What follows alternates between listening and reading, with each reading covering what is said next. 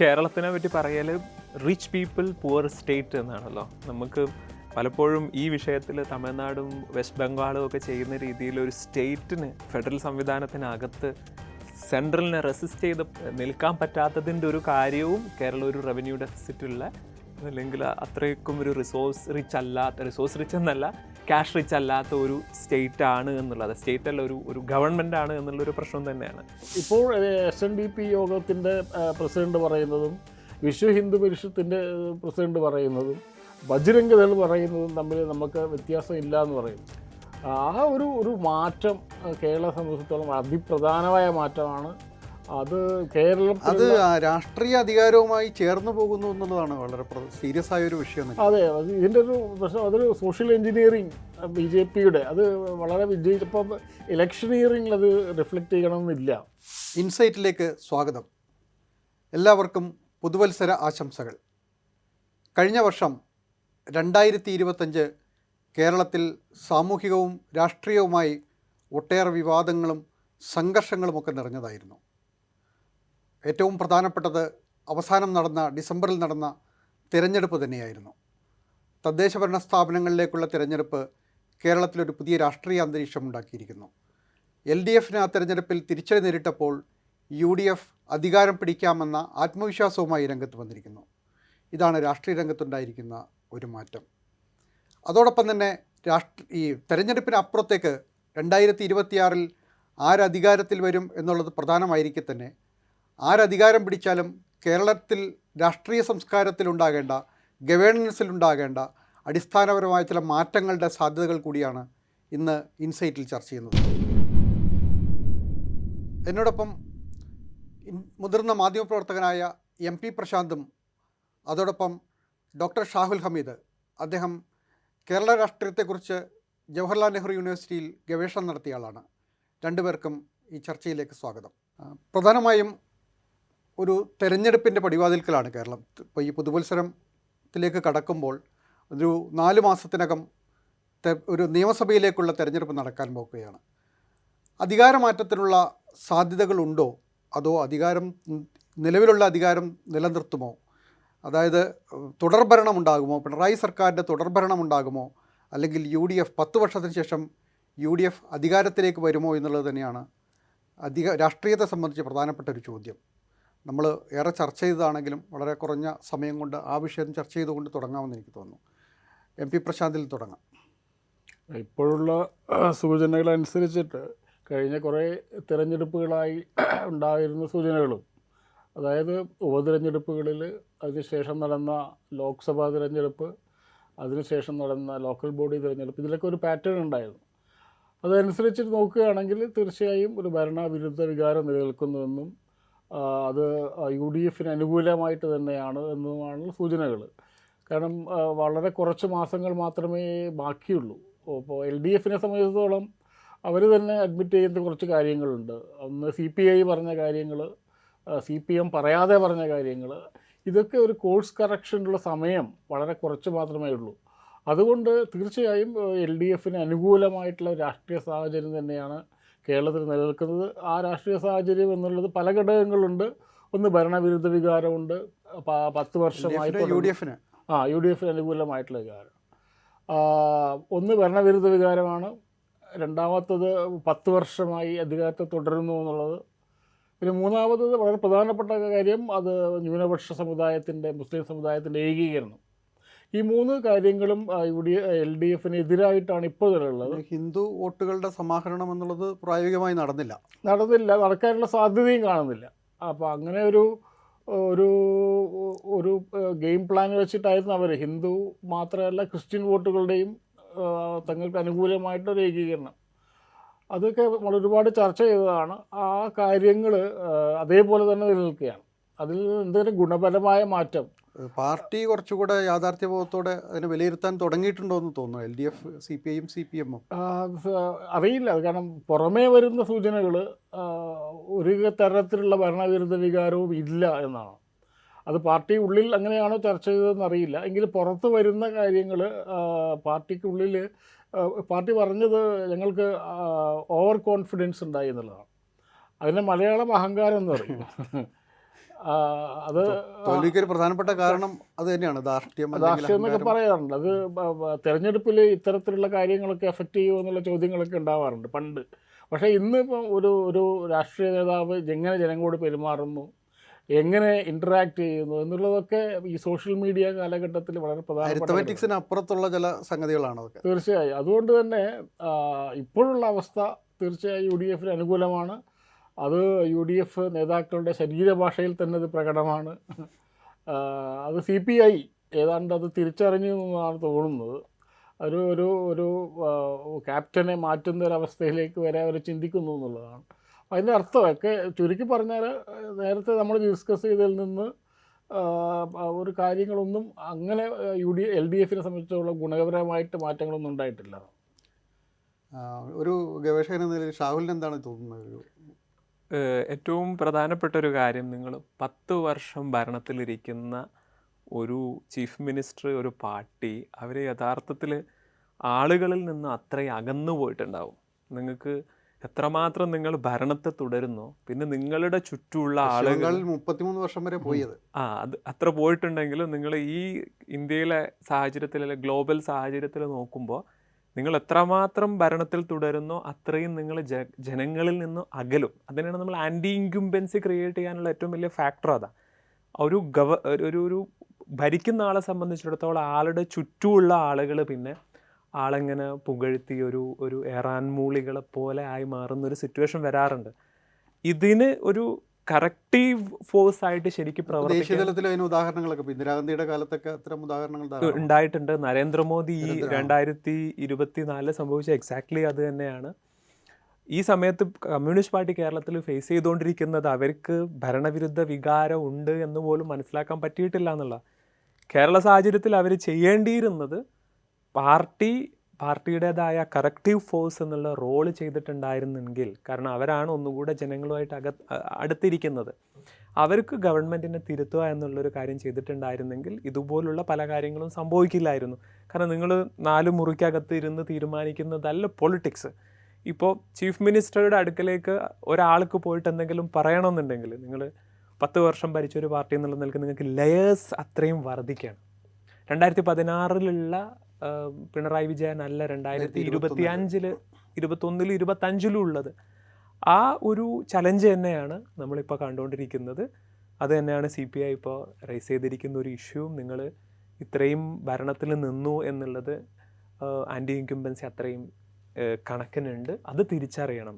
അപ്പോൾ ഈ നിലക്ക് പോവുകയാണെങ്കിൽ എന്തായാലും പ്രശാന്തേട്ടൻ പറഞ്ഞതുപോലെ ഒരു ഭരണമാറ്റം എന്നുള്ളതിലേക്കാണ് നമ്മൾ നീങ്ങുന്നത്. എന്നാലും നമുക്ക് രാഷ്ട്രീയത്തിൽ പ്രെഡിക്റ്റ് ചെയ്യാന്ന് പറയുന്നത് 3-4 മാസം കൊണ്ട് രാഷ്ട്രീയത്തിൽ വലിയ മാറ്റങ്ങളൊക്കെ ഈ സമയത്ത് ഒരു ഇലക്ഷൻ നടക്കുകയാണെങ്കിൽ എന്നുള്ള പ്രഡിക്ഷൻ പറയുകയാണെങ്കിൽ കംപ്ലീറ്റ്ലി ലൈക്ക് കോൺഗ്രസിൻ്റെ സൈഡിലേക്ക് തന്നെ ആയിരിക്കും. അതുപോലെ തന്നെ രണ്ടാമത്തെ കാര്യം, കമ്മ്യൂണിസ്റ്റ് പാർട്ടി ഇടതുപക്ഷവും കേരളത്തിൽ ഇതുവരെ ചെയ്തുകൊണ്ടിരുന്ന ഒരു കാര്യം, അവരുടെ സോഷ്യൽ ബേസ് എന്ന് പറയുന്നത് ഹിന്ദു സോഷ്യൽ ബേസാണ്. പിന്നെ അവർ മുസ്ലിം ക്രിസ്ത്യൻ എന്നുള്ളതിനെ അവർ ഔട്ട്സോഴ്സ് ചെയ്തതായിരുന്നു. പിന്നോക്ക വിഭാഗങ്ങളാണ് ഹിന്ദു പിന്നോക്കം, പ്ലസ് അവർക്കൊരു ഒരു സെർട്ടൻ പോർഷൻ ഓഫ് നായർസും ആയിരുന്നു. മുസ്ലിങ്ങളുടെ അടുക്കലേക്കും ക്രിസ്ത്യാനികളുടെ അടുക്കലേക്കും അവർ റീച്ച് ഔട്ട് ചെയ്തുകൊണ്ടിരുന്ന ഒരു പൊളിറ്റിക്കൽ സയൻറ്റിസ്റ്റുകളൊക്കെ പറയുന്ന ഔട്ട്സോഴ്സ് ചെയ്തായിരുന്നു. ആ ഔട്ട്സോഴ്സിങ് വർക്കാണ് യഥാർത്ഥത്തിൽ മലബാറിൽ ഇല്ലാതായിരിക്കുന്നത്. അൻവറിൻ്റെ എക്സിറ്റിലൂടെ അൻവർ ക്രിയേറ്റ് ചെയ്തിരിക്കുന്ന ആ ഒരു ഉണ്ടായിരുന്നല്ലോ, ഞങ്ങൾ ഒന്നുകൂടെ സ്ട്രോങ് ആൻറ്റി ഹിന്ദുത്വമാണ്, കോൺഗ്രസ് മൃദു ഹിന്ദുത്വമാണെന്ന് പറയുന്ന നാരറ്റീവാണ് അൻവറിലൂടെ ഇല്ലാതായിരിക്കുന്നത്. അതുപോലെ തന്നെ ഇനി ക്രിസ്ത്യൻ വിഭാഗങ്ങളുടെ അടുക്കൽ കേരള കോൺഗ്രസ് ഒന്ന് UDFിലേക്ക് പോവുകയും കൂടെ ചെയ്താൽ ഇവരെ സംബന്ധിച്ചിടത്തോളം ന്യൂനപക്ഷങ്ങൾ കേരള കോൺഗ്രസ് വളരെ നിർണായകമായ ശക്തിയായിരുന്നു കേരളത്തിൽ അടുത്ത കാലം വരെ. അവരുടെ ഇപ്പോൾ അടുത്ത കാലത്ത് ഉമ്മൻചാണ്ടി സർക്കാരിന് ശേഷമുള്ള ഈ കാലത്ത് അവരുണ്ടായിരുന്ന സ്പ്ലിറ്റ് പൊതുവിൽ കേരള കോൺഗ്രസിനെ ദുർബലമാക്കി എന്നൊരു തോന്നലുണ്ടോ? തീർച്ചയായിട്ടും. ലൈക്ക് നിങ്ങൾ കേരള കോൺഗ്രസിൻ്റെ ദൗർബല്യത്തിലേക്ക് പോയിട്ടുള്ള യഥാർത്ഥ സ്പ്ലിറ്റ് എന്നുള്ളതിലുപരിയായിട്ട് ആ പാർട്ടിയിൽ ഒരു സ്ട്രോങ് ലീഡർ ഇല്ല, ഒരു വലിയൊരു ലീഡർ മാണിയെ പോലെ ഉള്ള ഒരു ലീഡർ ഇല്ല. കാരണം നിങ്ങൾ രാഷ്ട്രീയത്തിൽ എപ്പോഴും ജോസ് മാണി വരുന്ന സമയത്തും മാണി വരുന്ന സമയത്തും മാണിക്ക് കിട്ടിയിരിക്കുന്ന ഒരു സീറ്റ് എന്ന് പറയുന്ന അത്ര ഒരു ബിഗ് സീറ്റായിരിക്കും നിങ്ങൾക്ക് കൊടുക്കേണ്ടത്. സീറ്റ് എന്ന് പറയുന്നത് ഞാൻ ഉദ്ദേശിക്കുന്നത് നിങ്ങൾ ആ ഒരു സ്പേസ് ഉണ്ടല്ലോ, ആ സ്പേസ് ഒരിക്കലും ജോസ് കെ മാണി യങ്സ്റ്റർ ആയിട്ടുള്ള ഒരാൾക്ക് ഓക്യുപ്പൈ ചെയ്യാൻ കഴിയില്ല. അത് യഥാർത്ഥത്തിൽ ആളുകളുടെ അടുക്കലേക്കും റിഫ്ലക്റ്റ് ചെയ്യും. അതാണ് യഥാർത്ഥത്തിൽ കേരള കോൺഗ്രസ്സിന് ഇപ്പോൾ സംഭവിച്ചുകൊണ്ടിരിക്കുന്നത്. പക്ഷേ എന്നാലും നമുക്കൊരിക്കലും കേരള കോൺഗ്രസ് എന്ന പാർട്ടി ഒരിക്കലും നമുക്ക് പിന്നെ ഇഗ്നോർ ചെയ്യാൻ പറ്റാത്ത അവർക്ക് ഒരു പവറും സോഷ്യൽ ബേസും ഇപ്പോഴും ഉണ്ട്. രണ്ടാമത്തെ കാര്യം, ഇപ്പോൾ തെരഞ്ഞെടുപ്പ് അധികാരമാറ്റം ഉണ്ടാവുകയോ ഉണ്ടാകാതിരിക്കുകയോ ചെയ്യട്ടെ, ഈ കഴിഞ്ഞ കുറച്ച് കാലമായി, പ്രത്യേകിച്ച് തദ്ദേശഭരണ തെരഞ്ഞെടുപ്പ്, അതിനു മുമ്പ് നടന്ന ഉപതെരഞ്ഞെടുപ്പുകൾ, ഇതിലൊക്കെ തന്നെ കേരളത്തിൽ ഇതുവരെ ഉണ്ടാകാത്ത തരത്തിലുള്ള ഒരു ക്യാമ്പയിനുകളാണ് കേരളം ദർശിച്ചത്. പലതരത്തിലുള്ള വർഗീയമായ ഉള്ളടക്കങ്ങളുള്ള ക്യാമ്പയിനുകൾ, വിദ്വേഷപരമായ ഉള്ളടക്കങ്ങളുള്ള ക്യാമ്പയിനുകളൊക്കെ തന്നെ നടന്നത്. അത് രാഷ്ട്രീയത്തെ വളരെ, കേരള രാഷ്ട്രീയത്തെ മാത്രമല്ല കേരള സമൂഹത്തെ തന്നെ അത് വളരെ മോശമായി ബാധിച്ചിട്ടുണ്ട് എന്നാണ് തോന്നുന്നത്. മാത്രമല്ല ചില സമുദായ നേതാക്കന്മാരുടെ ഇടപെടലുകൾ, ഇതൊക്കെ തന്നെ സമൂഹത്തിൽ വലിയ തോതിലുള്ള ഭിന്നിപ്പുകളും ആശയക്കുഴപ്പങ്ങളും ഒക്കെ സൃഷ്ടിക്കാനിടയായിട്ടുണ്ട്. ഇപ്പോൾ ഇന്ന് തന്നെ എം വി ഗോവിന്ദൻ പറയുന്നത്, ഇപ്പോൾ വെള്ളാപ്പള്ളി നടേശനെ തിരുത്താൻ ഞങ്ങൾ ആളല്ല, അദ്ദേഹത്തിൻ്റെ എല്ലാ പ്രസ്താവനകളും ഏറ്റെടുക്കാൻ ഞങ്ങൾക്ക് കഴിയില്ല എന്നൊക്കെ ഇപ്പോഴാണ് പറയുന്നത്. അപ്പോൾ ഇതുവരെ അദ്ദേഹത്തെ കൊണ്ടു നടക്കുകയായിരുന്നു. അപ്പോൾ ഇതിൻ്റെ ഒരു തുടർച്ച ഈ വരുന്ന തെരഞ്ഞെടുപ്പ് ക്യാമ്പയിനുകളിലും ഉണ്ടാകാൻ സാധ്യതയുണ്ടോ? നേരത്തെ ചൂണ്ടിക്കാണിച്ചൊരു കാര്യം, ഈ തെരഞ്ഞെടുപ്പ് രാഷ്ട്രീയത്തിനപ്പുറത്തേക്ക് കേരള സമൂഹത്തിൽ സംഭവിച്ചു കൊണ്ടിരിക്കുന്ന ഒരു മാറ്റം എന്നുള്ളത്, അത് കഴിഞ്ഞ കുറച്ച് കൊല്ലങ്ങളായിട്ടുള്ളൊരു മാറ്റമാണ്. SNDP യോഗം എന്നുള്ളത് കേരളത്തിലെ നവോത്ഥാന പ്രസ്ഥാനമായിരുന്നു. ആ നവോത്ഥാന പ്രസ്ഥാനം മറ്റു സമുദായങ്ങളോട് എങ്ങനെ ഇടപെട്ടു എന്നുള്ളത് SNDP യോഗത്തിൻ്റെ ചരിത്രത്തിൽ നമുക്ക് മനസ്സിലാകാം. മുസ്ലിം സമുദായത്തോട് വളരെ അടുത്ത് നിൽക്കുകയും ആർശങ്കർ ആദ്യകാലങ്ങളിൽ ആർശങ്കറിൻ്റെ വിദ്യാഭ്യാസ സ്ഥാപനങ്ങൾക്ക് പോലും സാമ്പത്തിക സഹായം വരെ മുസ്ലിം സമുദായത്തിൽ നിന്ന് കിട്ടിയിട്ടുണ്ടായിരുന്നു. അങ്ങനെ വളരെ ഒരുമയോട് കൂടി നിന്നിരുന്ന സമുദായത്തെ, രണ്ട് സമുദായങ്ങളെ, പ്രബല സമുദായങ്ങളെ, അപ്പോൾ അതിനുശേഷം ആശ്വതീകാനന്ദ ശിവഗിരിയിലുള്ള സമയത്ത് അബ്ദുൽ നാസർ മദനിയുമായിട്ടുണ്ടായിരുന്ന ഒരു കൂടിച്ചേരൽ, ആ സമര സമയത്തൊക്കെ ഈ പ്രകാശാനന്ദയുടെ നേതൃത്വത്തിൽ സംഘപരിവാർ വിഭാഗം എന്ന് പറയപ്പെടുന്ന വിഭാഗം ശിവഗിരി അവരെ ഏറ്റെടുക്കാൻ ശ്രമിക്കുമ്പോൾ അതിനെതിരെ സമരത്തിലുണ്ടായിരുന്നത് അബ്ദുൽ നാസർ മദനിയും ഇദ്ദേഹം കൂടിയാണ്, ശാശ്വത കൂടിയാണ്. വെള്ളാപ്പള്ളിയുടെ പിന്തുണ കൂടി ഉണ്ടായിരുന്നു. ആ സമയത്ത് വെള്ളാപ്പള്ളി ഉയർന്നു വരുന്നേ ഉള്ളൂ. കുറേ കാലത്തോളം തന്നെ SNDP യോഗം അതിൻ്റെ മതേതര സ്വഭാവം നിലനിർത്തിയിട്ടുണ്ടായിരുന്നു. മതേതര സ്വഭാവം എന്ന് പറയുന്നത് ഒരു ബ്രാഹ്മണ്യ വിരുദ്ധ സ്വഭാവം കൂടി ഉണ്ടായിരുന്നു. അപ്പോൾ SNDP യോഗത്തിൻ്റെ ആദ്യകാല നേതാക്കന്മാർ, അല്ലെങ്കിൽ ശ്രീനാരായണ ഗുരുവിൻ്റെ ആദ്യകാല ശിഷ്യന്മാരൊക്കെയും അതിശക്തമായി ഈ ബ്രാഹ്മണ്യ പ്രത്യയശാസ്ത്രത്തെ നിരാകരിച്ചവരാണ്. അത് സഹോദരൻ അയ്യപ്പൻ, അദ്ദേഹം മതങ്ങൾ തന്നെ ഉപേക്ഷിച്ച ആളാണ്. പിന്നെ ഈ മാധവൻ എന്ന് പറഞ്ഞ SNDP യോഗത്തിൻ്റെ ഓർഗനൈസിങ് സെക്രട്ടറി, അദ്ദേഹം ഒരു പുസ്തകം എഴുതിയിട്ടുണ്ട്, സ്വതന്ത്ര സമുദായം, ഈഴവർ ഹിന്ദുക്കളല്ല എന്ന് പറഞ്ഞിട്ടുണ്ടായിരുന്നു. അപ്പോൾ അതിശക്തമായ രീതിയിൽ ഇപ്പോൾ സ്വാമി ധർമ്മതീർത്ഥ, അദ്ദേഹം ക്രിസ്തു മതം സ്വീകരിക്കുകയും ജോൺ ധർമ്മതീർത്ഥ എന്ന പേര്, അദ്ദേഹത്തിൻ്റെ പുസ്തകത്തിൻ്റെ പേര് the menace of Hindu imperialism എന്നാണ്. ആ ഹിന്ദു ഇമ്പീരിയലിസം എന്ന വാക്ക് പിന്നീട് അതിന് മുമ്പോ അതിന് ശേഷമോ ആരും ഉപയോഗിച്ചിട്ടുണ്ടായിരുന്നില്ല. അപ്പോൾ അത് നമുക്ക് കൃത്യമായി അറിയുമ്പോൾ ശ്രീനാരായണ പ്രസ്ഥാനങ്ങളുടെ ഏറ്റവും പ്രധാനപ്പെട്ട ഒരു അതിൻ്റെ മുഖമുദ്ര എന്നുള്ളത് ഒരു വലിയ രീതിയിലുള്ള മതേതരമായ ആത്മീയത എന്ന് പറഞ്ഞിട്ടുള്ളത്.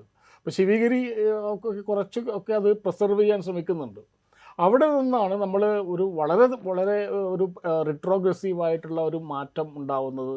അത് വളരെ കാലമായിട്ട് RSSും സംഘപരിവാരം ശ്രമിച്ചുകൊണ്ടിരിക്കുന്നത് ഈ കേരളത്തിലെ ഈഴവ സമുദായത്തെ പിടിച്ചാൽ മാത്രമേ അവർക്ക് ഭരണത്തിലെത്താനുള്ള ഏതെങ്കിലും ഒരു മാർഗമുണ്ടെങ്കിൽ. വലിയ തടസ്സം കേരളത്തിലെ ഈഴവ സമുദായമായിരുന്നു.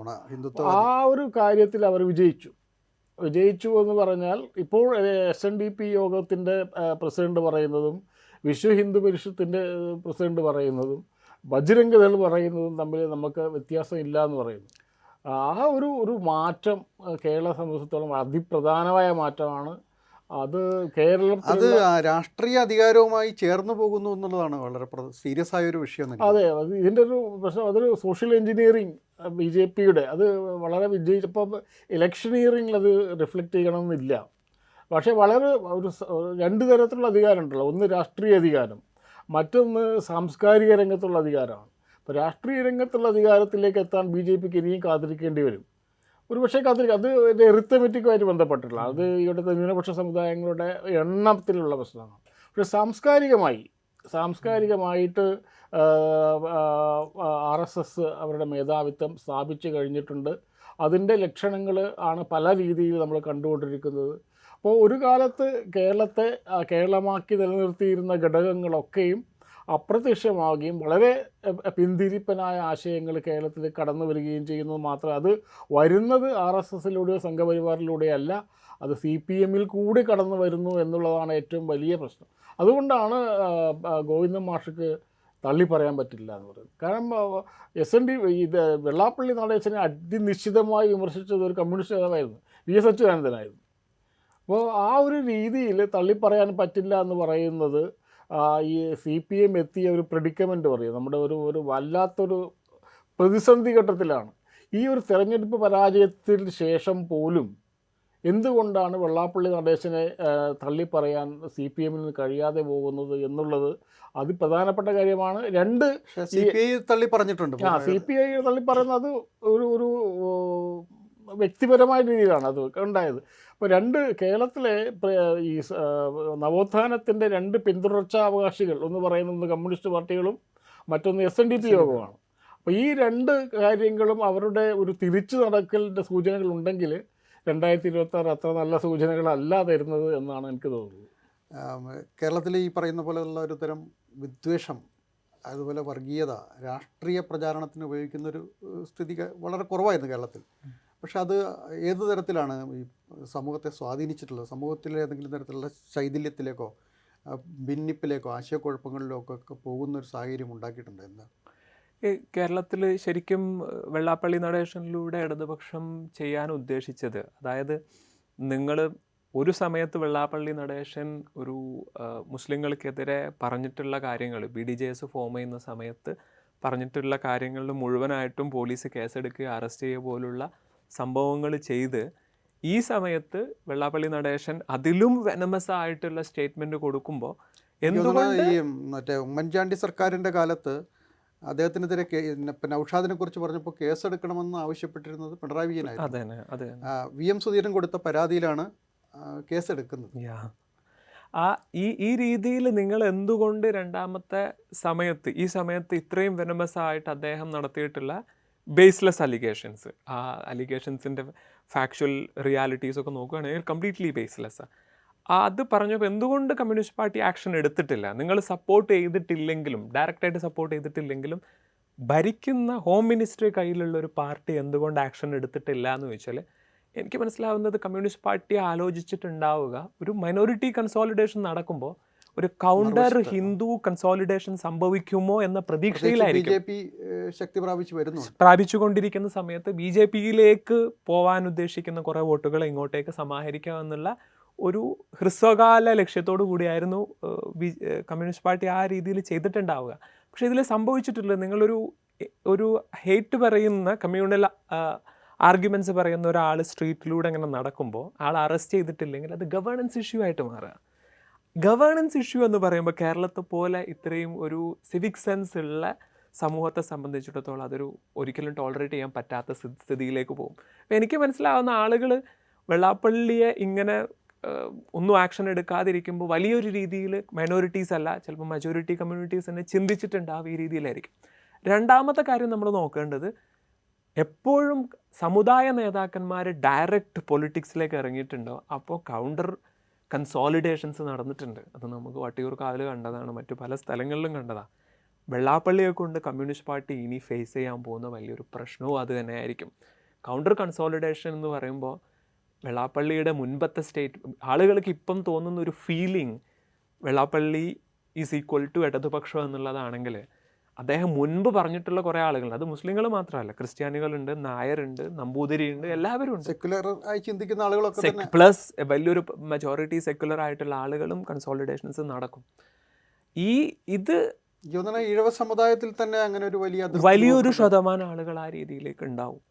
ഈ ഒരു ആസ്പെക്റ്റ് ആയിരിക്കും ഇടതുപക്ഷത്തെ സംബന്ധിച്ചിടത്തോളം വലിയൊരു പ്രശ്നം. പക്ഷേ ഇടതുപക്ഷം ദൂരവ്യാപകമായിട്ട് കാണേണ്ട ഒരു കാര്യം, ഈ രീതിയിൽ ഈ ഹെയ്റ്റിനെതിരെ നിങ്ങൾക്ക് ക്യാമ്പയിൻ ചെയ്തിട്ടില്ലെങ്കിൽ, അതിൽ ആക്ഷൻ എടുത്തിട്ടില്ലെങ്കിൽ UDF LDF എന്നുള്ള സിസ്റ്റത്തിനാണ് അത് പ്രശ്നം വരുന്നത്. കാരണം ഇത് നിങ്ങൾക്കൊരു 6 to 12 പാർട്ടീസ്, ഡിഫറെൻറ്റ് സോഷ്യൽ ബേസുള്ള പാർട്ടീസ് ഒരു പ്ലാറ്റ്ഫോമിൽ വരുന്നേരം വാട്ട് യുണൈറ്റ്സ് യു, അതൊരു കോമൺ ഗോളാണ്. അതിലൊരിക്കലും ഒരു എക്സ്ട്രീം എലമെൻറ്റിന് നിൽക്കാൻ കഴിയില്ല. നിങ്ങളൊരു എക്സ്ട്രീം എലമെൻ്റ് ഒരാൾ പറയുകയാണെങ്കിൽ ബാക്കിയുള്ളവർ അത് അലീനിയേറ്റ് ചെയ്യും. അതാണ് യഥാർത്ഥത്തിൽ ഇടതുപക്ഷവും ഫേസ് ചെയ്യാൻ പോകുന്ന വലിയൊരു പ്രതിസന്ധി. അത് പൊളിറ്റിക്സിനേക്കാളും കൂടുതൽ സമൂഹത്തിലും അതിൻ്റെ വലിയ ആഘാതങ്ങൾ ഉണ്ടാക്കുന്നുണ്ടെന്ന് തോന്നുന്നു.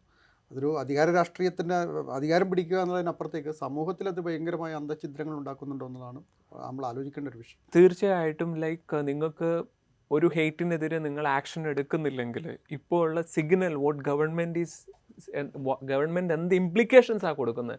നിങ്ങൾക്ക് ഒരു കമ്മ്യൂണിറ്റിയെ അല്ലെങ്കിൽ ഒരു ഡിസ്ട്രിക്റ്റിനെ നിങ്ങൾ ടാർഗറ്റ് ചെയ്യുകയാണെങ്കിൽ ഗവൺമെൻറ് ഇൻ്റർഫിയർ ചെയ്യുന്നില്ല എന്നുള്ള നോർത്ത് ഇന്ത്യയിലും അതല്ലെങ്കിൽ BJP റൂൾഡ് സ്റ്റേറ്റുകളിലും സംഭവിക്കുന്ന അതേ കാര്യമായിരിക്കും ഹെയ്റ്റ് പറയാൻ ആഗ്രഹിക്കുന്ന ആളുകൾക്ക് കൊടുക്കുന്ന സിഗ്നൽ. ഇത് നിങ്ങൾക്ക് കാണണമെന്നുണ്ടെങ്കിൽ സോഷ്യൽ മീഡിയയിൽ ആളുകൾ പ്രതികരിക്കുന്നത് നോക്കുക.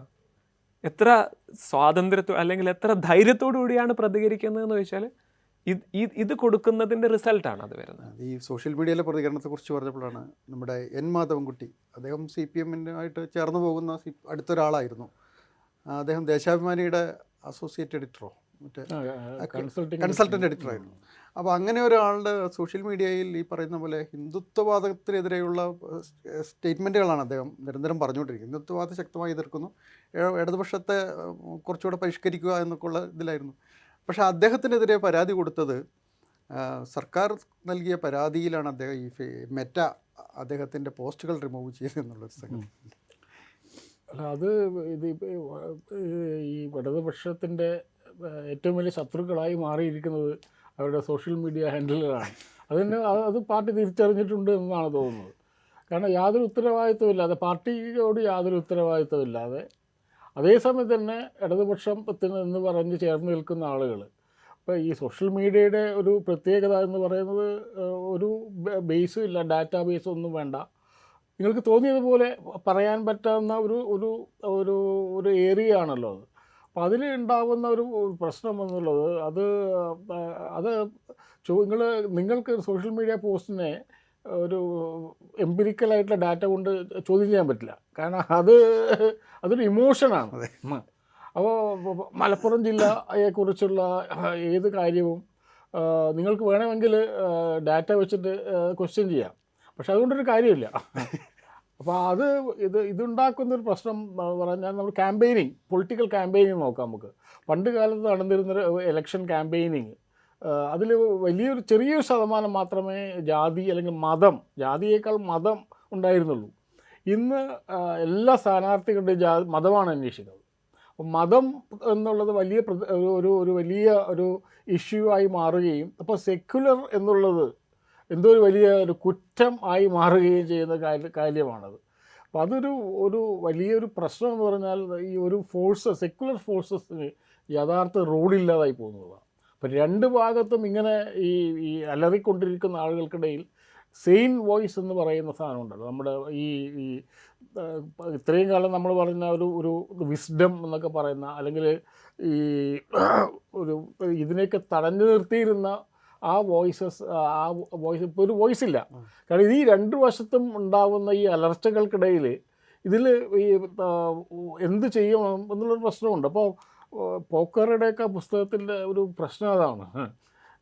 KEN അന്വേഷിക്കുന്ന ഒരു പ്രശ്നമാണ്. ഇപ്പോൾ ഒരു വശത്ത് സംഘപരിവാർ ശക്തികളും ഈ ഒരു വശത്ത് ഈ ഇടതുപക്ഷവും ഒരേപോലെ സംസാരിക്കുമ്പോൾ ഇവർ അപ്രസക്തമായി പോവുകയാണ് ചെയ്യുന്നത്. ഒരു കാലത്ത് കേരളത്തിൻ്റെ സെക്യുലർ വോയിസസ് ആയിരുന്ന മനുഷ്യരായിരുന്ന അവർക്ക് ഇപ്പോൾ അപ്രസക്തമാകുന്നത് സമൂഹത്തിലുണ്ടായിട്ടുള്ള ഈ പോളറൈസേഷൻ കൊണ്ടാണ്. അപ്പം അതുകൊണ്ട് ഈ ഒരു തെരഞ്ഞെടുപ്പുകൾക്കപ്പുറം ഒരു 2000 മാർച്ചിലോ ഏപ്രിലോ തെരഞ്ഞെടുപ്പ് കഴിഞ്ഞു കഴിഞ്ഞാൽ തൽക്കാലം അത് തീരുമാനിക്കാം. പക്ഷെ അതുണ്ടാക്കുന്ന മുറിവുകൾ അപ്പം അത്ര പെട്ടെന്ന് മാറുകയില്ല. നമ്മുടെ ഗവേണൻസിനെ പോലും നിയന്ത്രിക്കുന്ന രീതിയിൽ നമ്മുടെ വികസന പദ്ധതികളെപ്പോലും ഒരു ഒരു പ്രത്യേക സ്ഥലത്ത് നിങ്ങൾ കൊടുത്തു കഴിഞ്ഞാൽ, അപ്പോൾ മലപ്പുറത്ത് എനിക്ക് വിദ്യാഭ്യാസ സ്ഥാപനങ്ങൾ കിട്ടുന്നില്ല എന്നാണ് അദ്ദേഹം പറഞ്ഞത്, വെള്ളാപ്പള്ളി പറയുന്നത്. അപ്പോൾ ഇനി നമ്മുടെ വെൽഫെയർ പ്രോജക്ട്സ് എവിടത്തേക്കാണ് പോകുന്നത്, ഏത് ജോഗ്രാഫിക്കൽ ഏരിയയിലേക്കാണ് പോകുന്നത്, ഏത് കമ്മ്യൂണിറ്റിയിലേക്കാണ് പോകുന്നത് എന്ന് സൂക്ഷ്മദർശിനി വെച്ച് നോക്കുന്ന അവസ്ഥയിലേക്ക് പോകും. അപ്പോൾ എല്ലാ ഡിസ്കോഴ്സും നമ്മൾ പറയുന്ന പൊളിറ്റിക്കലായാലും വെൽഫെയർ മെഷേഴ്സ് ആയാലും എല്ലാറ്റിനെയും ഈ ഒരു കണ്ണട കൊണ്ട് നോക്കുക എന്നുള്ളത്, ഇത് ആർക്കാണ് ഇതിൻ്റെ ബെനിഫിഷ്യറി, അവരുടെ മതം ഏതാണ് ജോഗ്രഫിക്കൽ ഏരിയ, അവിടെ ഡോമിനൻ്റായ കമ്മ്യൂണിറ്റി ഏതാണ് എന്ന രീതിയിലേക്ക് നമ്മുടെ ഡിസ്കോഴ്സ് മാറിക്കഴിഞ്ഞിട്ടുണ്ട്. അത് പഴയ ഒരു സെക്കുലർ കാഴ്ചപ്പാട് തിരിച്ചു കൊണ്ടുപോവുക എന്നത് വളരെ ഏതാണ്ട് അസാധ്യമായ കാര്യം തന്നെയാണ്. വേറെ ഈ ഒരു ഡിസ്കോഴ്സ് ഒന്നും പറയാൻ കഴിയില്ല. ഈ ഒരു വിവാദത്തിനിടയിൽ വേറൊരു പ്രധാനപ്പെട്ട, നേരത്തെ പറഞ്ഞ പോലെ ഈ ഗവേണൻസുമായിട്ടുള്ള ബന്ധപ്പെട്ട പ്രശ്നം വളരെ ഗൗരവമായി പരിശോധിക്കേണ്ടത്. പ്രത്യേകിച്ച് കേരളത്തിലെ പോലീസിൻ്റെ വീഴ്ച എന്ന് പറഞ്ഞാൽ തിരുത്താൻ കഴിയാത്ത വീഴ്ചകളിലേക്ക് മാറിക്കഴിഞ്ഞു. അത് വീഴ്ചയാണോ അതൊരു നടപ്പുശീലമായി ചെയ്യുന്നതാണോ പ്രശ്നമാണ്. അപ്പോൾ എന്തുകൊണ്ടാണ് ഇതിനൊക്കെ ഇപ്പം അടുത്ത ഗവൺമെൻറ്റിനെങ്കിലും ഇത് തിരുത്താൻ കഴിഞ്ഞില്ല എങ്കിൽ വലിയ അപകടകരമാണ്. ഒന്ന് ഇപ്പോൾ പലതരത്തിലാണ്. ഒന്ന് പോലീസിൻ്റെ അമിതാധികാര പ്രയോഗങ്ങൾ, കസ്റ്റഡി കൊലപാതക മരണങ്ങൾ മാത്രമല്ല, കസ്റ്റഡിയിലുള്ള പീഡനങ്ങൾ, പലതരത്തിലുള്ള മർദ്ദനങ്ങൾ, ഇനി മറ്റ് കുറ്റകൃത്യങ്ങൾ തടയാൻ കഴിയാത്ത പ്രശ്നങ്ങൾ, ഇപ്പോൾ ഈ ആൾക്കൂട്ടക്കൊല പോലുള്ള പ്രശ്നങ്ങൾ ഒക്കെയുണ്ട്. മറ്റൊന്ന് ഈ മയക്കുമരുന്നിൻ്റെ ഒരു വ്യാപനം പോലെ സമൂഹത്തെ ഭയങ്കരമായി ബാധിച്ചിരിക്കുന്ന പ്രശ്നങ്ങൾ. അപ്പോൾ ഇത്തരം കാര്യങ്ങളിലൊക്കെ തന്നെ ഈ ഒരു ഗവേണൻസിൻ്റെ ഭാഗത്ത് വലിയ വീഴ്ച വന്നുകൊണ്ടിരിക്കുന്നത്. അതിനെ എങ്ങനെയാണ് നിരീക്ഷിക്കുന്നത്? അതിൻ്റെ ഒരു ഗവേണൻസ് നമ്മൾ നോക്കുന്ന സമയത്ത് നമ്മൾ നേരത്തെ പറഞ്ഞതുപോലെ തന്നെ ഗ്ലോബലി കാണുന്ന ഒരു ട്രെൻഡ്, ഇൻസ്റ്റിറ്റ്യൂഷൻസ് എല്ലാം വീക്കായിക്കൊണ്ടിരിക്കുന്ന ഒരു സിറ്റുവേഷൻ ഉണ്ട്. രണ്ടാമത്തെ കാര്യം, നമ്മൾ ഗവേണൻസിന് ഒരുപാട് പ്രശ്നങ്ങൾ വരുന്നുണ്ട്. ഒന്ന്, നിങ്ങൾക്ക് എല്ലാം സ്ലോ പ്രോസസ്സിംഗ് ആണ് എന്നുള്ളൊരു ഇംപ്രഷൻസ് ഉണ്ട്. അവിടേക്കാണ് നിങ്ങൾക്കൊരു ഈ സ്ട്രോങ് മെൻ പൊളിറ്റീഷ്യൻസ് ഒക്കെ എൻ്റർ ചെയ്തിരിക്കുന്ന ഈ സ്പേസിലേക്കാണ്. നരേന്ദ്രമോദി ആണെങ്കിലും ട്രംപ് ആണെങ്കിലും ഇനി എർദഗൻ ആണെങ്കിലും ഈ ആളുകളൊക്കെ കയറിയിരിക്കുന്ന ഒരു സ്പേസ് അതാണ്. അവർ വെച്ചൊരു നരേറ്റീവ് എന്താണെന്ന് വെച്ചാൽ, ഞങ്ങൾ ഔട്ട്സൈഡേഴ്സാണ്, ഞങ്ങൾ ഇതിൻ്റെ അകത്തേക്ക് വന്നിട്ട് എലീറ്റ്സ് ഓക്യുപ്പൈ ചെയ്തിരിക്കുന്ന ഈ സ്പേസിന് ഞങ്ങൾ കറക്റ്റ് ചെയ്യാൻ പോവാൻ. To an extent Pinarayi Vijayan 2016 അങ്ങനത്തെ ഒരു കൾട്ട് ഫിഗറാണ്. കാരണം നിങ്ങൾ ഒരിക്കലും ഒരു എക്സിക്യൂട്ടീവിൻ്റെ ഭാഗമായിട്ടില്ല. ചെറിയൊരു ഡ്യൂറേഷൻ 90s മാറ്റി വെച്ചാൽ പിണറായി വിജയനും 2016 വരുന്നത് LDF വരും, എല്ലാം ശരിയാവും എന്ന് കൊടുക്കുന്നവരെ something is wrong with the system എന്നുള്ളത്, അത് ഞാൻ കറക്റ്റ് ചെയ്യാൻ പോവാണെന്നുള്ള ആ കാര്യങ്ങൾ യഥാർത്ഥത്തിൽ ലോകത്ത് പല ഭാഗത്തും നടന്നിട്ടില്ല, ഇവർക്ക് ചെയ്യാൻ പറ്റിയിട്ടില്ല. പിണറായി വിജയനെ സംബന്ധിച്ചിടത്തോളം പ്രത്യേകിച്ച് അദ്ദേഹം നേരിടുന്ന ഏറ്റവും വലിയൊരു പ്രശ്നം, ഫെഡറൽ സിസ്റ്റത്തിൽ നിങ്ങൾ വർക്ക് ചെയ്യുന്ന സമയത്ത് പല ഇൻസ്റ്റിറ്റ്യൂഷൻസും ഡയറക്റ്റ്ലി സെൻറ്ററുമായിട്ട് കണക്റ്റഡ് ആണ്. അതിലൊരു ഏറ്റവും വലിയ ഇൻസ്റ്റിറ്റ്യൂഷനാണ് പോലീസ് അല്ലെങ്കിൽ ഹോം മിനിസ്ട്രി എന്ന് പറയുന്നത്. അതിൽ കൃത്യമായിട്ട് RSSൻ്റെ ഇൻ്റർഫിയറൻസ് നടക്കുന്നുണ്ട്. കേരളത്തിലെ ജനങ്ങൾ, പ്രത്യേകിച്ച് സെക്യുലർ ആളുകൾക്ക് പിണറായിലുണ്ടായിരുന്ന ഒരു അഡ്മിറേഷൻ, ഈ സ്ട്രോങ് മെൻ പാർട്ടിയിൽ ഇത്രയും കാര്യങ്ങൾ ഡിവിഷൻസിനെയൊക്കെ ഡിസിപ്ലിൻ ചെയ്ത ഒരാൾക്ക് ഇതിനെ കണ്ടെയ്ൻ ചെയ്യാൻ കഴിയും എന്നുള്ളൊരു എക്സ്പെക്റ്റേഷൻ ഉണ്ടായിരുന്നു. പക്ഷെ അത് പല രീതിയിലും നടന്നിട്ടില്ല എന്ന് സൂചിപ്പിക്കും. സിസ്റ്റം തകരാറിലാണ്, അതല്ലെങ്കിൽ സിസ്റ്റം വേറെ ഒരാൾ ഒക്യുപ്പൈ ചെയ്തിരിക്കുകയാണ് എന്നുള്ള ഇംപ്രഷൻസ് പ്രത്യേകിച്ച് ഹോം മിനിസ്ട്രിയിൽ നമുക്ക് കാണാൻ കഴിയും. അതിപ്പോൾ ഇനിയിപ്പം ആരാണ് വരാൻ പോകുന്നത്, ഇനിയിപ്പോൾ UDF വന്നാലും LDFലൊരു പുതിയൊരാൾ വന്നാലും ഈ കാര്യം കറക്റ്റ് ചെയ്തെടുക്കാൻ കഴിയുമോ എന്നുള്ളതും അറിയില്ല. കാരണം അത്രയും റൂട്ടിലേക്ക് നിങ്ങൾ ഓരോ പോലീസ് സ്റ്റേഷനിലേക്ക് വരെ ഇതിൻ്റെ എഫക്ട്സ് പോയിട്ടുണ്ടെന്ന് നമുക്ക് മനസ്സിലാക്കാൻ പറ്റും. ഒരിക്കലും ഒരു ടോപ്പിലിരിക്കുന്ന IPS തലത്തിൽ മാത്രം ഇരിക്കുന്ന പ്രശ്നമല്ല, റൂട്ടിലേക്ക് ഇറങ്ങിയിട്ടുള്ളൊരു പ്രശ്നമാണ്. അതിനെങ്ങനെ ആയിരിക്കും എന്നുള്ളത് യെറ്റ് ടു സീ. അതെ, ഈ 2026 അത്തരത്തിലുള്ള കറക്ഷൻസിനുള്ള സാധ്യത, ആരും അധികാരത്തിൽ വരട്ടെ, ആ കറക്ഷൻസിനുള്ള സാധ്യത എന്താണ്? ഒരു സിസ്റ്റം ആദ്യം കറക്റ്റ് ചെയ്യേണ്ടത് എന്താണ് എന്നുള്ളതിനെ കുറിച്ചുള്ള ബോധ്യമാണല്ലോ. അതെ, പോലീസിൻ്റെ ആത്മവീര്യം തകർക്കരുത് എന്നാണ് ഓരോ സമയത്തും ഗവൺമെൻറ് പറഞ്ഞത്. നേരത്തെ പറഞ്ഞിട്ടുള്ള കരുണാകരൻ്റെ കാലത്താണെന്ന് തോന്നുന്നു. അതെ, നേരത്തെ പറഞ്ഞത് അത് ഒന്ന് അപ്പോൾ ഈ പോലീസിങ്ങിനെ കുറിച്ച് വലിയൊരു പ്രശ്നം എന്ന് പറഞ്ഞാൽ കമ്മ്യൂണിസ്റ്റ് പാർട്ടികൾക്ക് പോലീസിനെ കുറിച്ച് ഒരു ധാരണ ഉണ്ടായിരുന്നു. ഭരണകൂടത്തിൻ്റെ മർദ്ദനോപകരണമാണ്. ആ ധാരണ മാറുന്നു എന്നുള്ളതാണ്. അതല്ല, അപ്പം പോലീസ് ഞങ്ങളുടേതല്ല, അത് ഒരു ഏലിയൻ ഫോഴ്സാണ് എന്നുള്ളത്. അപ്പോൾ ഈ നേരത്തെ പറഞ്ഞ പോലെ അധികാരം പ്രവർത്തിക്കുന്നത് മുകളിൽ നിന്ന് താഴോട്ടാവണമെന്നില്ല എല്ലാ കാലത്തും. അത് ഈ താഴെ ഈ ഹൊറിസോണ്ടൽ ആയിട്ടും അധികാരം പ്രവർത്തിക്കുന്നുണ്ട്. അങ്ങനെയുള്ള മൈക്രോ ലെവൽ പൊളിറ്റിക്സിലേക്കാണ് ഈ അധികാരങ്ങളൊക്കെ വരുന്നത്. അപ്പം ഓരോ പോലീസ് സ്റ്റേഷനും ഓരോ അധികാര കേന്ദ്രങ്ങളായി മാറും. അത് മുകളിൽ നിന്ന് RSS നിയന്ത്രിക്കേണ്ട ആവശ്യമൊന്നുമില്ല. ഇപ്പോൾ ഓരോ കാര്യം നടക്കുമ്പോഴും ഒരു പോലീസ് സ്റ്റേഷനിൽ ഒരു പരാതിയും കൊണ്ട് ഒരാൾ വന്നു കഴിഞ്ഞാൽ അതിനെ എങ്ങനെ ഡീൽ ചെയ്യണം എന്നുള്ളത് ഓൾറെഡി എസ്റ്റാബ്ലിഷ് ചെയ്തിട്ടുണ്ട്. അത് RSSന് അനുകൂലമായി മാറുന്നത് ആ ഒരു പ്രത്യേക കേസിൽ എവിടെ നിന്നെങ്കിലും നിർദ്ദേശം വന്നതുകൊണ്ടല്ല, ആ സിസ്റ്റം അങ്ങനെയായി മാറി എന്നുള്ളതാണ്. അപ്പോൾ അതിന് ഒരുപാട് ഉദാഹരണങ്ങളുണ്ട് നമുക്ക്. ഈ കേസുകൾ വരുമ്പോൾ എങ്ങനെയാണ് അവർ കൈകാര്യം ചെയ്യുന്നത്. ഒരു നാഷണൽ നെറേറ്റീവ് ഉണ്ടല്ലോ. അപ്പോൾ ആരാണ് ദേശീയവാദി, ഇപ്പോൾ രാഷ്ട്രത്തിൻ്റെ സുരക്ഷ എന്നുള്ളത്. അപ്പോൾ ഇവരുടെ ലോ ആൻഡ് ഓർഡർ ആണല്ലോ പോലീസ് കൈകാര്യം ചെയ്യുന്നത്. അപ്പോൾ നമ്മുടെ രാഷ്ട്രത്തിൻ്റെ സുരക്ഷ, നാടിൻ്റെ സുരക്ഷ, അങ്ങനെ ഒരു നെറേറ്റീവ് ഉണ്ട്. അപ്പോൾ അതിന് ശത്രുക്കൾ ആരാണ്?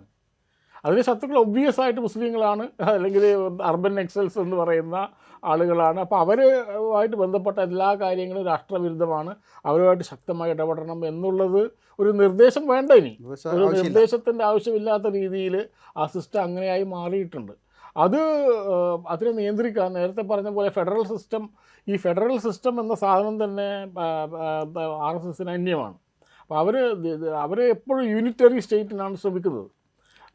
അതുകൊണ്ട് തന്നെ ഫെഡറൽ സംവിധാനങ്ങൾ തകർക്കുക. അപ്പം ഗവർണർ എന്നുള്ള സാധനത്തെ അവരെങ്ങനെ മനോഹരമായി ഉപയോഗിക്കുന്നു എന്നുള്ളത്, മനോഹരം എന്നുള്ള വാക്ക് ശരിയാണോ എന്നറിയില്ല, അവരപ്പോൾ ഉപയോഗിക്കുന്നത് എങ്ങനെയാണ്? കേരള ഗവൺമെൻറ്റിനെ എങ്ങനെയൊക്കെ ഒരു പ്രതിസന്ധിയിലാക്കാൻ കഴിയുന്നതൊക്കെ അവർ ചെയ്യുന്നുണ്ട്. മാത്രമല്ല, നമ്മൾ ശ്രദ്ധിക്കാതെ പോയൊരു പ്രശ്നം എന്ന് പറഞ്ഞാൽ വിദ്യാഭ്യാസ സ്ഥാപനങ്ങളിലേക്ക്, സിൻഡിക്കേറ്റുകളിലേക്ക്, അക്കാഡമിക് ബോഡികളിലേക്ക് എല്ലാറ്റിലും വരുന്നുണ്ട്. ഇപ്പോൾ കണ്ണൂർ യൂണിവേഴ്സിറ്റിയിൽ ഞാൻ മുമ്പൊരിക്കൽ പറഞ്ഞിട്ടുണ്ട്, കണ്ണൂർ യൂണിവേഴ്സിറ്റിയിൽ ഒരു ഉത്തരവ് വരികയാണ്. ഒരു കമ്മിറ്റി ഉണ്ടാക്കാണ് കണ്ണൂർ യൂണിവേഴ്സിറ്റി. അതായത് കോളേജുകളിൽ നടക്കുന്ന പരിപാടികളിൽ എന്തെങ്കിലും രാഷ്ട്രവിരുദ്ധ കണ്ടൻ്റ് ഉണ്ടോ എന്ന് പരിശോധിക്കാൻ വേണ്ടി ഒരു യൂണിവേഴ്സിറ്റി ഒരു കമ്മിറ്റി വെക്കുകയാണ്. അത് നടക്കുന്നത് ഇടതുപക്ഷം ഭരിക്കുന്ന ഒരു സംസ്ഥാനത്താണ്. അപ്പോൾ ഇത് നോർമലൈസ് ചെയ്യപ്പെട്ടിട്ടുണ്ട്. അതായത് നമ്മുടെ ഈ പോലീസിങ് സംവിധാനം, സെക്യൂരിറ്റി സംവിധാനം എന്നുള്ളത് കൃത്യമായിട്ട് അത് ആരെങ്കിലും പറയാതെ തന്നെ നോർമലി അത് ആയി വരികയാണ്. അപ്പം അതിനെ ക്ലെൻസ് ചെയ്യുക, അതിനെ പ്യൂരിഫൈ ചെയ്യുക എന്നുള്ളത് അടുത്ത ഗവൺമെൻറ്റിനും നടക്കില്ല. LDF UDF വന്നു കഴിഞ്ഞാലും അവർ നേരിടുന്ന ഏറ്റവും വലിയ പ്രശ്നം എന്ന് പറഞ്ഞാൽ പോലീസിങ് തന്നെയാണ്. നയപരമായ തിരുത്തലുകൾക്ക് ഏറ്റവും കരുത്തുണ്ടായിരുന്നത് LDFനായിരുന്നു, അല്ലെങ്കിൽ ഈ ഇടതുപക്ഷ പാർട്ടികൾക്കായിരുന്നു. പക്ഷെ അത് സാധിക്കില്ല ഇനി. കാരണം നിങ്ങൾ ഓർഡർ എടുക്കുന്നത് ഇപ്പോൾ YPSകാരെ സംബന്ധിച്ചിടത്തോളം അവർക്ക് കേരള ഗവൺമെൻറ് ഒന്നും ചെയ്യാൻ പറ്റില്ല എന്ന് ഏതാണ്ട് തെളിയിച്ചു കഴിഞ്ഞിട്ടുണ്ട്. അപ്പോൾ മാത്രമല്ല, RSS നേതാക്കളെ പോയി കണ്ട ADGPക്കൊന്നും സംഭവിച്ചിട്ടില്ല. അപ്പോൾ ഇതൊക്കെ വളരെ RSS പോലീസിൽ വളരെ ശക്തമായിട്ടുള്ള RSS ലോബി ഉണ്ട് നമുക്കറിയാവുന്നതാണ്, നോർത്ത് ഇന്ത്യൻ പോലീസുകാരുടെ ലോബി. പക്ഷെ അത് മാത്രമല്ല, വളരെ താഴെത്തട്ട തട്ടിൽ തന്നെ ഇത് എന്താണ് രാഷ്ട്രത്തിൻ്റെ സുരക്ഷയ്ക്ക് ഭീഷണി എന്ന് ആദ്യമേ ഡിഫൈൻ ചെയ്യുകയും ചില സമുദായങ്ങളെ, ചില വിഭാഗങ്ങളെ രാഷ്ട്രത്തിൻ്റെ വിരുദ്ധ ശക്തികളായി മുദ്രകുത്തുകയും ചെയ്യുന്നുണ്ട്. അത് ഇനിയും തുടർന്നുകൊണ്ടിരിക്കും. ഇപ്പോൾ പെട്ടെന്നൊരു UDF അധികാരത്തിൽ വന്നാൽ അവരുടെ ഏറ്റവും വലിയ ചാലഞ്ച് എന്ന് പറയുന്നത് എങ്ങനെയാണ് കേന്ദ്ര ഗവൺമെൻറ്റുമായിട്ട് ഭരിക്കാൻ പോകുന്നത്. അത് ഇപ്പോൾ PM ശ്രീ അവർ സ്വീകരിക്കുന്നത്. ഇപ്പോൾ UDF വന്നാൽ പല കാര്യങ്ങളും വരും. ഇപ്പോൾ ഒരു PM ശ്രീയാണ് വരുന്നതെങ്കിൽ ഒരുപാട് സ്ത്രീകൾ വന്നുകൊണ്ടിരിക്കും. ഇപ്പോൾ ഒരു പോലീസിങ് മാത്രമാണെങ്കിൽ, അല്ലെങ്കിൽ മറ്റ് ഇതില്ലെങ്കിൽ അവർക്ക് വേണമെങ്കിൽ ടൈറ്റൻ ചെയ്യാം. അതെ, ഫണ്ട് കൊടുക്കാതെ ഇപ്പം ചെയ്യുന്ന പോലെ ടൈറ്റൻ ചെയ്യാം. അപ്പം അങ്ങനെ ഇത് വല്ലാത്തൊരു പ്രതിസന്ധി ഘട്ടത്തിലാണ്. വേറെ ഒരു കാര്യം കൂടെ ഉണ്ട്. വലിയ ക്ഷേമ പദ്ധതികളും വികസന പദ്ധതികളും ഒക്കെ കഴിഞ്ഞ 10 വർഷം കൊണ്ട് പിണറായി വിജയൻ നടപ്പാക്കാൻ ശ്രമിക്കുകയോ ഒക്കെ ചെയ്തു. ഇതിൻ്റെ ഭാഗമായോ അല്ലാതെയോ, അതുപോലെ തന്നെ ഫെഡറലിസത്തിനെതിരെയുള്ള കേന്ദ്ര ഗവൺമെൻറ്റിൻ്റെ പലതരം സമ്മർദ്ദങ്ങൾ, ഫണ്ടുകൾ പിടിച്ചുവെക്കൽ തുടങ്ങിയ ഇതിൻ്റെ ഭാഗമായി കേരളം വലിയൊരു സാമ്പത്തിക പ്രതിസന്ധിയാണ്. ഈ പ്രഖ്യാപനങ്ങളൊക്കെ നടത്തുമ്പോൾ അടുത്ത ഗവൺമെൻറ് എങ്ങനെയാണ് ഇതിനെ കൈകാര്യം ചെയ്യുക എന്നുള്ളൊരു വലിയ ആശങ്ക യഥാർത്ഥത്തിൽ നിലനിൽക്കുന്നുണ്ട്. പുതിയ പദ്ധതികൾ പ്രഖ്യാപിക്കാം, പുതിയ ക്ഷേമ പദ്ധതികൾ പ്രഖ്യാപിക്കാം, പക്ഷേ ഇതെങ്ങനെയാണ് ഇത് പരിഹരിക്കപ്പെടുക എന്നുള്ളൊരു പ്രശ്നം അടുത്ത ഗവൺമെൻറ് 2026 അധികാരത്തിൽ വരാൻ പോകുന്ന ഏത് ഗവൺമെൻറ് ആണെങ്കിലും നേരിടാൻ പോകുന്ന വളരെ പ്രധാനപ്പെട്ട ഒരു വിഷയമാണ്. കേരളത്തിനെ പറ്റി പറയൽ റിച്ച് പീപ്പിൾ പുവർ സ്റ്റേറ്റ് എന്നാണല്ലോ. നമുക്ക് പലപ്പോഴും ഈ വിഷയത്തിൽ തമിഴ്നാടും വെസ്റ്റ് ബംഗാളും ഒക്കെ ചെയ്യുന്ന രീതിയിൽ ഒരു സ്റ്റേറ്റിന് ഫെഡറൽ സംവിധാനത്തിനകത്ത് സെൻട്രലിനെ റെസിസ്റ്റ് ചെയ്ത് നിൽക്കാൻ പറ്റാത്തതിൻ്റെ ഒരു കാര്യവും കേരളം ഒരു റവന്യൂ ഡെഫിസിറ്റുള്ള, അതല്ലെങ്കിൽ അത്രയ്ക്കും ഒരു റിസോഴ്സ് റിച്ച് എന്നല്ല, ക്യാഷ് റിച്ച് അല്ലാത്ത ഒരു സ്റ്റേറ്റ് ആണ് എന്നുള്ളത്, സ്റ്റേറ്റ് അല്ല ഒരു ഗവൺമെൻറ് ആണ് എന്നുള്ളൊരു പ്രശ്നം തന്നെയാണ്. ഇനി വരുന്ന ഗവൺമെൻറ്റുകൾ ഏറ്റവും ഫേസ് ചെയ്യാൻ പോകുന്ന പ്രശ്നവും ഇത് തന്നെയായിരിക്കും. ഇവർ ക്രിയേറ്റ് ചെയ്തിരിക്കുന്ന ഈ ഒരു വെൽഫെയർ പ്രോഗ്രാംസ് ഇതിനെ സസ്റ്റെയിൻ ചെയ്ത് മുന്നോട്ട് കൊണ്ടുപോകാൻ പറ്റുമോ? ഇനി എല്ലാവരും ചെയ്യുന്ന എന്തായിരിക്കും എന്ന് ചോദിച്ചാൽ, നിങ്ങൾ ഇപ്പം ചെയ്തുകൊണ്ടിരിക്കുന്നതിൻ്റെ ഒരു ലെവൽ മുകളിലേക്ക് ചെയ്തിട്ടില്ലെങ്കിൽ നിങ്ങൾക്കൊരിക്കലും പോപ്പുലർ ആക്സെപ്റ്റൻസ് കിട്ടില്ല. ഇപ്പം നിങ്ങൾ 1500 രൂപയാണ് പെൻഷൻ കൊടുത്തുകൊണ്ടിരിക്കുന്നതെങ്കിൽ ആളുകൾ 1500 ഗിവൺ ആയിട്ട് എടുക്കും. ഇനി നിങ്ങൾക്ക് വേണ്ട അത് 2000 ആക്കുന്നവരെ നിങ്ങൾ ഒരു വെൽഫെയർ ആക്ടിവിറ്റി എന്തെങ്കിലും ചെയ്തെന്ന് നിങ്ങൾ എക്സ്പെക്റ്റ് ചെയ്യുന്നുള്ളൂ. ഈ രീതിയിൽ കേരളത്തിൻ്റെ എക്കണോമിക് സംവിധാനത്തിൽ എന്തെങ്കിലും, അതല്ലെങ്കിൽ ഗവേണൻസ് സംവിധാനത്തിൽ എന്തെങ്കിലും ഒരു വലിയൊരു മാറ്റം കൊണ്ടുവന്നിട്ടില്ലെങ്കിൽ ഗവൺമെൻറ് ഏത് രീതിയിലാണ് പിടിച്ചെടുക്കാൻ പോകുക? ഒരിക്കലും സെൻട്രലിൽ നിന്ന് ഒരു വലിയൊരു എമൗണ്ട് വരാനില്ല. എങ്ങനെ പിടിച്ചു നിൽക്കും എന്നുള്ളതായിരിക്കും വലിയൊരു ക്വസ്റ്റ്യൻ. മാത്രമല്ല, ഈ സെൻട്രൽ ഗവൺമെൻറ് ഈ പറയുന്ന പോലെ നടത്തുന്ന സംഗതികളെ നേരിടാൻ വലിയ പ്രശ്നമാണ് യഥാർത്ഥത്തിൽ. അതത്ര എളുപ്പമുള്ള കാര്യമാണോ എന്നുള്ള സംശയമുണ്ട്. ഇപ്പോൾ തമിഴ്നാടും അതുപോലെ തന്നെ ബംഗാളുമൊക്കെ പലതരത്തിൽ റെസിസ്റ്റ് ചെയ്യുന്നുണ്ട്. അവർക്ക് ഒരു പക്ഷേ തമിഴ്നാടിനെ സംബന്ധിച്ച് കുറേ കൂടെ മൂലധനപരമായും ഒക്കെയുള്ള കുറേ കൂടെ സാധ്യതകളുണ്ട്. പക്ഷേ കേരളത്തെ സംബന്ധിച്ച് അങ്ങനത്തെ സാധ്യതകൾ ഉണ്ടോ എന്നുള്ള കാര്യവും സംശയമാണ്. അതുപോലെ തന്നെ കേരളത്തിന് വളരെ ഇപ്പം LDF സർക്കാർ ഏറ്റവും കൂടുതൽ ഫേസ് ചെയ്തിട്ടുള്ളൊരു പ്രശ്നം പല ഓപ്പോസിഷൻ സ്റ്റേറ്റുകളും ചെയ്തിട്ടുണ്ടായിരുന്നില്ല. അവർ കേന്ദ്രവുമായിട്ടൊരു ഡീൽ എത്തിയിട്ടുണ്ട്, ഇൻക്ലൂഡിങ് കോൺഗ്രസ് ഭരിക്കുന്ന സ്ഥലങ്ങൾ. PM ശ്രീ നടപ്പിലാക്കാത്ത കോൺഗ്രസിൻ്റെ എല്ലാ സ്ഥലത്തും PM ശ്രീ നടപ്പിലാക്കിയിട്ടുണ്ട്. കേരളത്തിൽ അവർ ഫേസ് ചെയ്യുന്ന ഈ നേരത്തെ പറഞ്ഞ റവന്യൂ ഡെഫിസിറ്റിൻ്റെ അപ്പുറത്തേക്ക് ഇവിടെ എല്ലാം അറിയുന്ന ഒരു സിവിൽ സൊസൈറ്റി ഇവിടെ ഉണ്ട്. അതിൻ്റെ അടുക്ക് നിങ്ങൾക്ക് ഈ പോയിട്ട് എന്തെങ്കിലും ഒരു ഡീൽ നെഗോഷിയേറ്റ് ചെയ്യാന്ന് പറയുന്നത് ഇമ്പോസിബിളാണ്. ഒരു നല്ല രീതിയിലൊരു ഫെഡറൽ സ്ട്രക്ചറിനകത്തുള്ള ഡീലാണ് നെഗോഷിയേറ്റ് ചെയ്യുന്നതെങ്കിലും അതും സംശയത്തോടു കൂടി കാണാനുള്ള സാധ്യതയും കൂടെ കേരളത്തിനകത്തുണ്ട്. എന്തായാലും അത്ര എളുപ്പമല്ല 2026 എന്ന് പറയാൻ കഴിയും രാഷ്ട്രീയമായി. 26 മാത്രമല്ല, 27, 28 കാരണം നമുക്ക് ഈ ഒരു കലണ്ടർ വെച്ചിട്ട്, ഒരു കലണ്ടർ ഇയർ വെച്ചിട്ട് അങ്ങനെ എന്തെങ്കിലും സോഷ്യൽ ചേഞ്ചസിനെ അങ്ങനെ കാണാൻ പറ്റുന്ന ഒരു അധികാരമാറ്റത്തിൻ്റെ സന്ദർഭം ഉള്ളതുകൊണ്ടാണ്. അതെ, അധികാരമാറ്റം അതും ഇപ്പോൾ സംശയകരമായ ഒരു അധികാരമാറ്റമാണല്ലോ. കാരണം അധികാരം മാറുന്നുണ്ട്. അപ്പോൾ ഗവൺമെൻറ് മാറിക്കഴിഞ്ഞാൽ ഉണ്ടാകുന്ന നമുക്ക് ഇപ്പം എക്സ്പ്രസ് ചെയ്ത കൺസേൺസ്, ഈ പോലീസിങ്ങിൽ മാറ്റം ഉണ്ടാകുമോ, പിന്നെ കേന്ദ്ര ഗവൺമെൻറ്റിന് കിട്ടുന്ന വിഹിതങ്ങളിൽ മാറ്റം ഉണ്ടാകുമോ, അല്ലെങ്കിൽ കേന്ദ്രാവിഷ്കൃത പദ്ധതികളിൽ ഉണ്ടാകുന്ന ഡിസ്ക്രിമിനേഷൻ എങ്ങനെ നമുക്ക് നേരിടാം, കേരള പ്രതിപക്ഷവും ഭരണപക്ഷവും ഒന്നിച്ച് നേരിടാമെന്നാണ് പറയുന്നത്. പക്ഷേ ഇതുവരെ നടന്നിട്ടില്ല. അത് ടോക്കണായിട്ട് പോലും നടന്നിട്ടില്ല. അപ്പോൾ അതിൻ്റെ ഒരു പ്രതികാര ബുദ്ധി തീർച്ചയായിട്ടും CPM ഇപ്പുറത്തുണ്ടാവും. അല്ലേ, ഞങ്ങളുള്ള സമയത്ത് ഒരുമിച്ച് സമരം നടത്താത്തവരാണുള്ളത്. അപ്പോൾ നിങ്ങൾ അധികാരത്തിൽ വന്നു കഴിഞ്ഞാൽ ഞങ്ങൾ ഒരുമിച്ച് സമരം നടത്താനുള്ള സാധ്യത വളരെ കുറവാണ്.